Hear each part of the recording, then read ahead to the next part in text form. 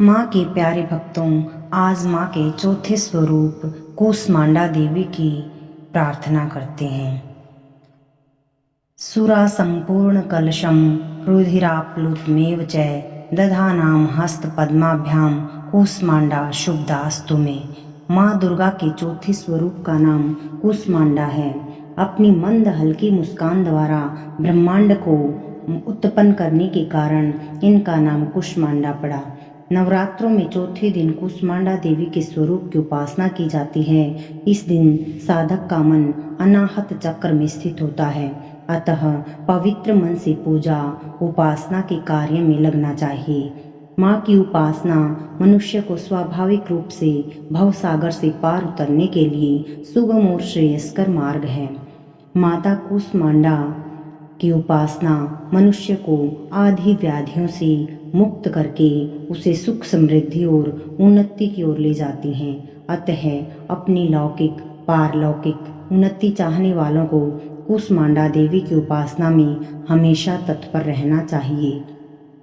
5वां अध्याय, देवी की स्तुति, अंबिका के रूप की प्रशंसा। श्री मार्कंडेय जी बोले, पूर्व काल में निशुंभ और शुंभ नामक असुरों ने अपने बल के घमंड में आकर सचीपति इंद्र के हाथ से तीनों लोगों का राज्य और यज्ञ भाग छीन लिया। वे ही दोनों सूर्य, चंद्रमा, कुबेर, यम और वरुण के अधिकार का भी उपभोग करने लगे। वायु और अग्नि का कार्य भी वे ही करने लगे। उन दोनों ने सब देवताओं को अपमानित, राज्य भ्रष्ट, पराजित और अधिकारहीन करके स्वर्ग से निकाल दिया। उन दोनों महान असुरों से तिरस्कृत देवताओं ने अपराजिता देवी का स्मरण किया और सोचा, जगदम्बा ने हम लोगों को वर दिया था कि आपत्ति काल में याद करने पर मैं तुम्हारी सब आपत्तियों को तत्काल नाश कर दूंगी। यह विचार कर देवता गिरिराज हिमालय पर गए और वहां भगवती विष्णु माया की स्तुति करने लगे। देवता बोले, देवी को नमस्कार है, महादेवी को नमस्कार है, प्रकृति एवं भद्रा को नमस्कार है। हम लोग नित्य पूर्वक नियम पूर्वक जगदम्बा को नमस्कार है, रौद्र को नमस्कार है, नित्या गौरी एवं धात्री को नमस्कार है, ज्योत्स्नामयी चंद्र रूपिणी एवं सुख स्वरूपा देवी को शतत प्रणाम है। शरणागतों का कल्याण करने वाली एवं सिद्धि रूपा देवी को हम बार बार नमस्कार करते हैं। नैऋत्य राजाओं की लक्ष्मी तथा शवारणी स्वरूपा आप जगदम्बा को हमारा प्रणाम है। दुर्गा, दुर्गपारा, संकट में पार उतारने वाली सारा, सर्वकारिणी, ख्याति, कृष्णा और धूम्रा देवी को सर्वदा नमस्कार है। अत्यंत सौम्य और अत्यंत रौद्र रूपा देवी को हम नमस्कार करते हैं, उन्हें हमारा बारंबार प्रणाम है। जगत की आधारभूता देवी को नमस्कार है। जो देवी सब प्राणियों में विष्णु माया के नाम से जानी जाती हैं, उनको नमस्कार है। नमस्कार, उनको बारंबार नमस्कार। जो देवी सब प्राणियों में चेतना कहलाती हैं, उनको नमस्कार है, उनको बारंबार नमस्कार है। जो देवी सब प्राणियों में बुद्धि के रूप में स्थित है, उनको नमस्कार है, उनको नमस्कार है, उनको बारंबार नमस्कार है। जो देवी सब प्राणियों में निद्रा के रूप में स्थित है, उनको नमस्कार है, उनको नमस्कार है, उनको बारंबार नमस्कार है। जो देवी प्राणियों में शुद्धा रूप में स्थित है, उनको नमस्कार है, उनको नमस्कार है, उनको बारंबार नमस्कार है। जो देवी सब प्राणियों में छाया रूप में स्थित हैं, उन देवी को नमस्कार है, नमस्कार है, बारंबार नमस्कार है। जो देवी सब प्राणियों में शक्ति के रूप में स्थित हैं, उनको नमस्कार है, उनको नमस्कार है, बारंबार नमस्कार है। जो देवी सब प्राणियों में तृष्णा के रूप में स्थित हैं, उनको नमस्कार है, उनको नमस्कार है, उनको बारंबार नमस्कार है। जो देवी प्राणियों में शांति या क्षमा के रूप में स्थित हैं, उनको नमस्कार है, उनको नमस्कार है, उनको बारंबार नमस्कार है। जो देवी सब प्राणियों में जाति के रूप में स्थित हैं, उनको नमस्कार है, उनको नमस्कार है, उनको बारंबार नमस्कार है। जो देवी सब प्राणियों में लज्जा के रूप में स्थित हैं, उनको नमस्कार है, उनको नमस्कार है, उनको बारंबार नमस्कार है। जो देवी सब प्राणियों में शांति के रूप में स्थित हैं, उनको नमस्कार है, उनको नमस्कार है, उनको बारंबार नमस्कार है। जो देवी सब प्राणियों में श्रद्धा के रूप में स्थित हैं, उनको नमस्कार है, उनको नमस्कार है, बार बार नमस्कार है। जो देवी सब प्राणियों में कांति के रूप में स्थित हैं, उनको नमस्कार है, उनको नमस्कार है, उनको बार बार नमस्कार है। जो देवी स्मृति के रूप में प्राणियों में स्थित हैं, जो देवी दया के रूप में प्राणियों में स्थित हैं, जो देवी सब प्राणियों में तुष्टि रूप में स्थित है, जो देवी सब प्राणियों में मातृ रूप में स्थित है, जो देवी सब प्राणियों में भ्रांति रूप में स्थित है, उन सभी देवियों को बार बार नमस्कार है, बार बार नमस्कार है, बारंबार नमस्कार है। जो जीवों के इंद्रिय वर्ग की अधिष्ठात्री देवी एवं सब प्राणियों में सदा व्याप्त रहने वाली हैं, उन व्याप्ति देवी को नमस्कार है। जो देवी चैतन्य से इस संपूर्ण जगत को व्याप्त करके स्थित हैं, उनको नमस्कार है, उनको बारंबार नमस्कार है। पूर्व काल में अपने अभीष्ट की प्राप्ति होने से देवताओं ने जिसकी स्तुति की तथा देवराजेंद्र ने बहुत दिनों तक जिनका स्तवन सेवन किया, वह कल्याण की साधना भूत ईश्वरी हमारा कल्याण और मंगल करें तथा सारी आपत्तियों का नाश कर डाले। उदंड दैत्यों से सताए हुए हम सभी देवता जिन परमेश्वरी को इस समय नमस्कार करते हैं तथा जो भक्ति से विनीत पुरुषों द्वारा स्मरण किए जाने पर तत्काल ही संपूर्ण विपत्तियों का नाश कर देती हैं, वे जगदम्बा हमारा संकट दूर करें। ऐसे बोले, राजन, इस प्रकार जब देवता स्तुति कर रहे थे उस समय पार्वती देवी गंगा जी के जल में स्नान करने के लिए वहां आई। उन सुंदर भोहों वाली भगवती ने देवताओं से पूछा, आप वो लोग यहाँ किसकी स्तुति कर रहे हैं? तब उन्हीं के शरीर से प्रकट हुआ शिवा देवी बोली, शुंभ दैत्य से तिरस्कृत हुए तथा युद्ध में निशुंभ से पराजित होकर यहाँ एकत्रित हुए ये समस्त देवता मेरी ही स्तुति कर रहे हैं। पार्वती जी के शरीर कोश से अंबिका का प्रादुर्भाव हुआ, इसलिए ये समस्त लोगों की कौशिकी कही जाती हैं। कौशिकी के प्रकट होने के बाद पार्वती देवी का शरीर काले रंग का हो गया, अतः वे हिमालय पर निवास करने लगी, कालिका देवी के नाम से विख्यात हो गई। तदंतर शुंभ निशुंभ के भृत्य चंड मुंड वहां आए और उन्होंने परम मनोहर रूप धारण करने वाली अंबिका देवी को देखा। फिर वे शुंभ के पास जाकर बोले, महाराज, एक मनोहर स्त्री है जो अपनी दिव्य कांति से हिमालय को प्रकाशित कर रही है, वैसा उत्तम रूप कहीं भी नहीं देखा होगा। हे असुरेश्वर, पता लगाइए वह देवी कौन है और उसे प्राप्त कीजिए। स्त्रियों में तो वह रत्न है, उसका प्रत्येक अंग बहुत ही सुंदर है, अपने श्री अंगों की प्रभा से संपूर्ण दिशाओं को प्रकाश से प्रकाशित कर रही हैं। दैत्यराज, अभी हम हिमालय पर स्थित हैं, आप उसे देख सकते हैं। हे प्रभु, तीनों लोकों में मणि, हाथी और घोड़े आदि जितने भी रत्न हैं, वे सब इस समय आपके घर में शोभा पा रहे हैं। हाथियों में रत्न भूत ऐरावत, यह पारिजात का वृक्ष और उच्चेश्वर वा घोड़ा, यह सब आपने इंद्र से ले लिया है। हंसों से युक्त यह विमान भी आपके आंगन में शोभा पाता है। यह रत्नभूत अद्भुत विमान जो पहले ब्रह्मा जी के पास था, अब आपके पास यहाँ लाया गया है। यह पद्म महापद्म नामक निधि आप कुबेर से छीन लाए हैं। समुद्र ने आपको किंजलकिनी नाम की माला भेंट की है जो केसरों से सुशोभित है और जिसके कमल कभी कुमलाते नहीं। पहले सुवर्ण की वर्षा करने वाला वरुण का छत्र भी आपके घर में शोभा पाता है तथा यह सर्वश्रेष्ठ रथ जो पहले प्रजापति के अधिकार में था, अब आपके अधिकार में है।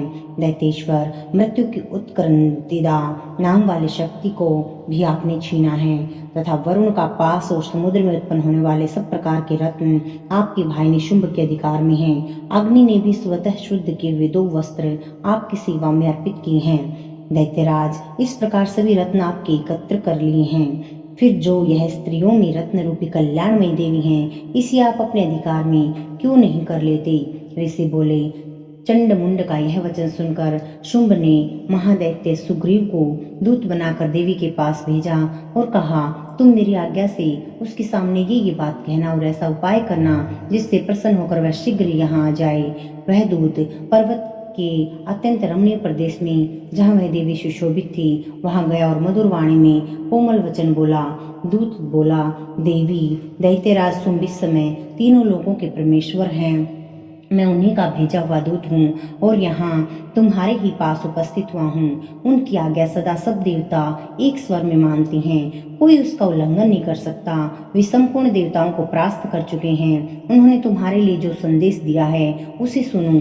संपूर्ण त्रैलोकी मेरे अधिकार में है, देवता भी मेरी आज्ञा के अधीन चलते हैं। संपूर्ण यज्ञों के भागों को मैं भोगता हूँ। तीनों लोकों में जितने श्रेष्ठ रत्न हैं वे सब मेरे अधिकार में हैं। देवराज इंद्र का वाहन ऐरावत जो हाथियों में रत्न के समान है उसे मैंने छीन लिया है। क्षीर सागर का मंथन करने से जो अश्व रत्न उच्च सर्वा प्रकट हुआ है उसे देवताओं ने मेरे पैरों पर पकड़कर समर्पित किया है।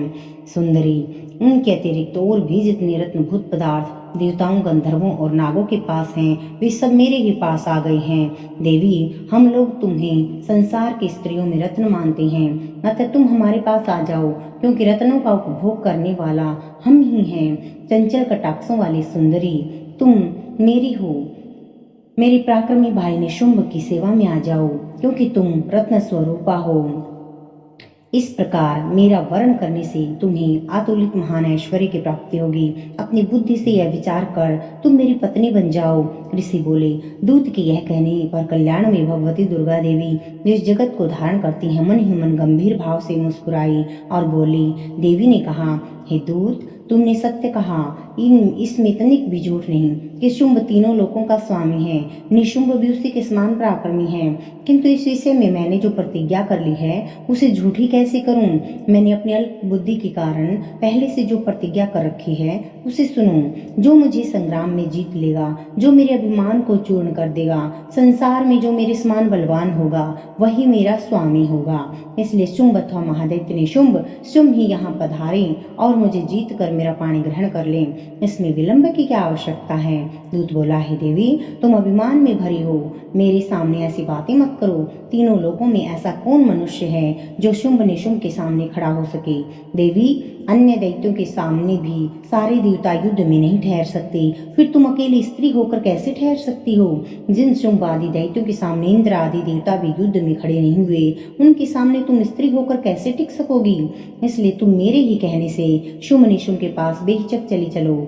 ऐसा करने से तुम्हारे गौरव की रक्षा होगी, अन्यथा जब वे केश पकड़कर घसीटेंगे तब तुम्हें अपना गौरव गंवा कर जाना पड़ेगा।